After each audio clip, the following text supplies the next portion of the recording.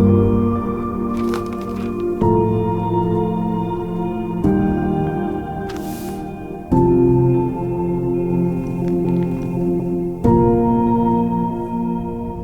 to another edition of Maverick University. I'm your host, David Hallberg. Joining me today is Assistant Pastor Jake Robideau of Northwest Bible Baptist Church in Elgin, Illinois, and we appreciate you coming on. And we are in the midst of our spring program at Northwest Bible Baptist Church, and maybe we should stop and even, what do we mean by spring program? What is that? For many, many years at Northwest Bible Baptist Church, we've had special campaigns, we call them programs, in the spring and in the fall, and it's not original to us, I don't believe. No. Ours are 6 weeks long in the spring, 6 weeks in the fall. Some churches may do 4 weeks, some churches may do less than that. But really, it's a Sunday school program or a Sunday school campaign that's geared towards really just bringing an excitement and an extra attention to what we're already supposed to be doing as Christians, which is faithfulness to church, being a witness, being a soul winner, and ultimately bringing other people to the gospel of Jesus Christ.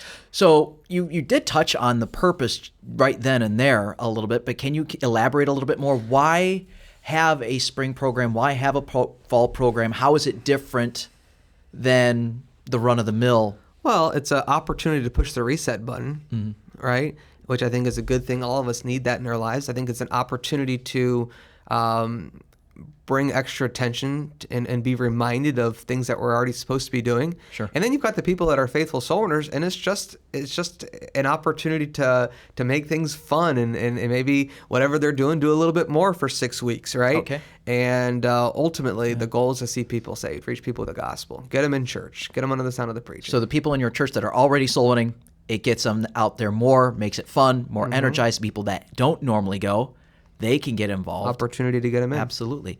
Is there any particular reason why a fall and a spring program? I mean, I think I've even heard of some churches doing summer programs. What makes that work for us as opposed to other times of the year? I just think that, weather is a big part of it. Okay. Right? Yeah, we're in the Chicagoland area. Schedule That's is a big huge. part of it. Winter's not the best maybe because of weather. Depends on where you're at. Summer, such a busy schedule. Yeah. Camps, conferences, things going on. I think when school's in session, there's a little bit more of a aptitude for faithfulness or getting people in or however you would describe that. People's lives are more structured. to it for sure.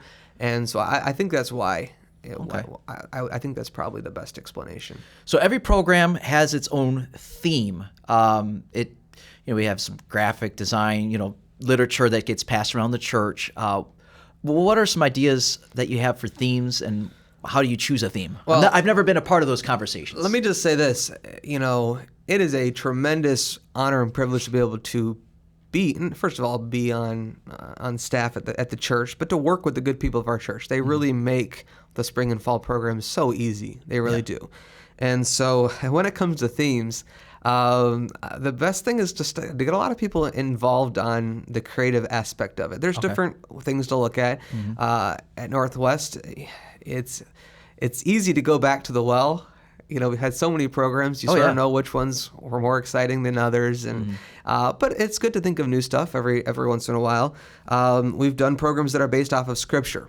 A couple years ago, we did off of Noah's Ark, sort of come thou and thy family, and just sort of an invitation to try to get people to come, right? The picture of salvation there. We've done Let's Go Fishing, the spiritual aspect there, the picture of bringing people to the Lord. Search and Rescue. We did a theme, see, these are scriptural themes. Let your light so shine, and the list goes on and on. So you could base it off of and it should have always some scriptural basis. Most of the time it should. But the idea is there's so much in the Word of God that you can find and you can go off of. There's also natural competitions. The reason I was sort of laughing a couple seconds ago is because we're doing men versus women. Oh, yeah. And I guess it's biblical. Right? Yeah. I love how the elementary Sunday school teachers are coming to me and saying, what's the theme verse of the program? And you're like, well, in the beginning created he, them, male and female. And so anyways, you sort of get these funny things. We really didn't have a theme verse. It's just sort of a natural competition, right? what more natural competition than to pit the guys versus the girls, right? And so, I don't know that we've done this in a long time, but you have like North versus the South. Oh, yeah. That would, I'm sure, bring out some strong opinions. You've got election themes. Okay. Right, and you can have. I even think of military branches or themes that way. So there's certain things that are naturally competitive, right? You got the Army versus the Navy. That'll get somebody riled up. Yeah. And but then also some other ideas. You have sports themes. We've done hockey. We've done baseball. We've done basketball. I don't think we've ever done soccer. No, I don't think so either. Anyways, no offense. But there's natural teams that you can play off of, right? Sometimes you can even create your own team names. But that's just a small. There's so many options, though. Just get people involved in it. If you heard of something that works, try it. It's worth it. So you've picked a theme, and now it comes time to determine how you're going to split up the church membership into teams. And I think it's important. I would think it's important anyway that the teams be as evenly matched as possible. You don't want to blow out. Otherwise, one team gets discouraged and the other team gets apathetic. Like, oh, yeah, we don't have to try that hard. You could do individual programs. We might have done one or two of a couple, very few. Typically, you do teams, right? Okay. It's good to have that camaraderie of a team and that.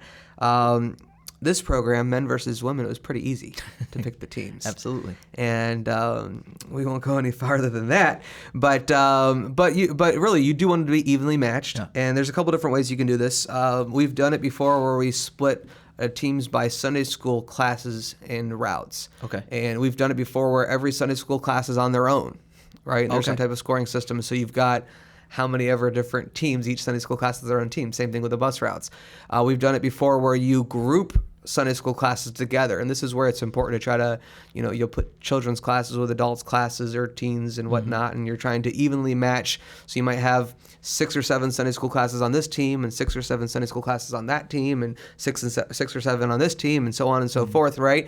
So that's a way you can do it as well. Recently, we've had pretty good success in drafting teams. It takes a little bit more work. But I really like the draft. I think that's my preference. I think it's just great for every single person to be able to be told, hey, I picked you. You're on my team, and I need you. And there's an accountability that comes along with that versus just splitting up by class. Not that doesn't work on occasion. So yeah, it's a little pressure to somebody who is picked in the first round. Like and I so expect you to produce. The way we do it, we have 2, 3, 4 teams typically. We vary it up. If you do 2 teams, they're going to be pretty big teams. 3 or 4 is probably ideal, unless you're doing men versus women. Then 2 is ideal. But anyways, but we'll get some captains. You pick captains, and you want to pick faithful men. You want to pick men that are soul winners. You want to pick men that have leadership qualities that people will follow, right? And so your leaders are very important. Then you just get them together on a Sunday night after church, Wednesday night after church, and you got to have an organized fashion to have sort of a roster that you can draft from. Yeah. I like putting the Sunday school and the buses together. Sometimes we've done different competitions for the bus ministry, different for the Sunday schools, but I like drafting them all to the same team, and it works well. You just have to make sure to have 2 separate drafts because your scoring might be a little bit different, or point scoring is going to be different. Typically you're going to have more visitors on a bus than you would in Sunday school. And so what we do is we have a Sunday school draft, and then we'll have a separate bus draft. That makes sense. sense. And so you have equal numbers Sunday school, equal numbers bus on each team. And so that's how we like to do it there. So teams are drafted, and now it's time to figure out some kind of a scoring system, for this competition. I guess points are free, so you could give away points for anything you want. What do we give away points for, and what's the reason why? So there's a lot of approaches to this. We've done programs in the past where you only got points for visitors. Okay. You only got points for maybe visitors and decisions. As you said, points are free. I do think you want to be careful not to make them too easy because it can complicate scoring. But we do give out a point for supposed to be on-time Sunday school attendance, okay? Yeah. So we give a point for that. We do give a point for people that attend an organized soul winning time. Mm-hmm. So we've got our Wednesday, Thursday, Friday, Saturday soul winning times. So a point for each of those there. We'll do points for visitors, okay? First-time visitors, we classify it as first time for that calendar year. And there's some intricacies there, but Yeah, you're going to have to define that for sure. yeah, but it's a pretty clear definition. First time since January 1. Yeah. And so it's a little easier in the spring than the fall, possibly. So you got points for visitors, and the emphasis is on Sunday school visitors, right, or first-time bus riders.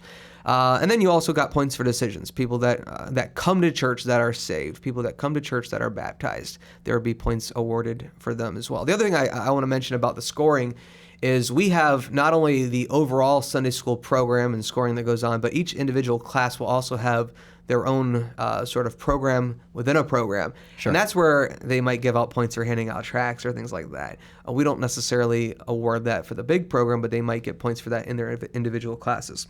And why is that important? Why have a program within a program? Well, it's just that there's just that extra layer of accountability. It's an opportunity for a Sunday school teacher to have a couple teams in his class, a couple leaders that can then work those Sunday school members and say, hey, listen, Joe, I know you're not used to going out souling, but man, we need you. Why don't you try it this Thursday night? Come on out. You can't do that in a large church setting, but in a smaller Sunday school setting, if you can recruit, get that individual if you can attention. delegate, absolutely, that's the way to go for sure.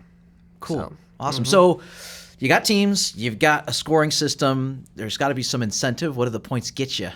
Well, how do you award those? We like to, and that's the one of the things I really enjoy. I like giving out prizes. Yeah. And so you can do it several different ways. You can do scoring as far as like a 6-week winner, a 4-week winner, depending on what your budget is. I mean, we've gone back and forth where we had weekly winners and an overall program winner. We've gone to where we pretty much just do weekly winners.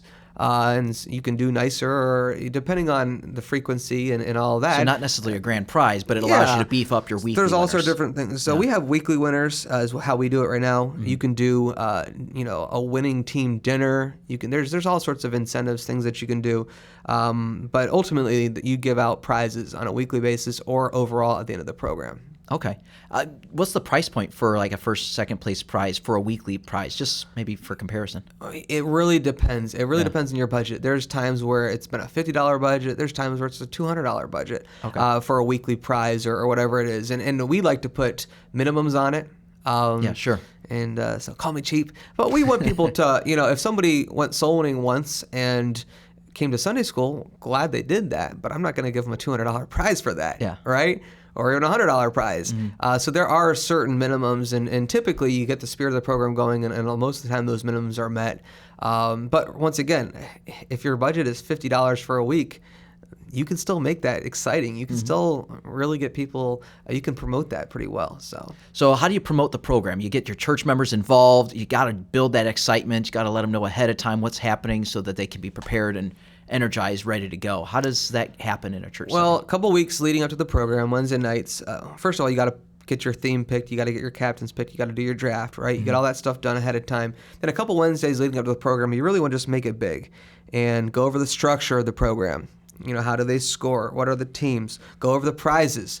We've had a lot of fun. You've helped me with this before on a Wednesday night, even physically putting the prizes up sometimes showing them on a screen, having some fun with it. You've sort of showed them off at times before. And it's sort of humorous because you'll have all these different options, right? And people get all excited, especially the kids. I love to see the kids pointing and looking at this prize sheet and picking out what they're going to get. But then when the rubber meets the road, typically people end up choosing gift cards. Really? Right? So they can buy their own whatever they want, right? But it is funny. Yeah. We do like to have that element of the excitement of promoting certain tangible items. But it's sort of funny how at the end of it, a lot of times they'll end up taking a gift card or whatnot. But you can go over these prizes. You can give your captains an opportunity to challenge their team from the pulpit. You can do a video recording. That's sometimes a little shorter. Sometimes you're not sure how long a captain's going to go. And so there's different ways to promote that. Of course, during the program, you're going to go over the results. And then we actually have started doing little short video skits. each week as a way to reveal the winning team, and then also some type of funny skit that goes along with whatever the theme is. So basically, to wrap it all up, spring program, fall program, I know it's promoting what we should be doing all the time anyway, but do we see increased number of visitors? Do we see increased number of salvations, baptism, Absolutely. bus riding, bus attendance is up? I imagine. You look at the statistics. I don't get a chance to peek at those. It's a huge shot in the arm. Is it? The excitement that it brings is awesome. The accountability, like I said, between the captains, the Sunday school teachers, the Sunday school helpers, leaders recruiting new soul winners, challenging folks to bring visitors.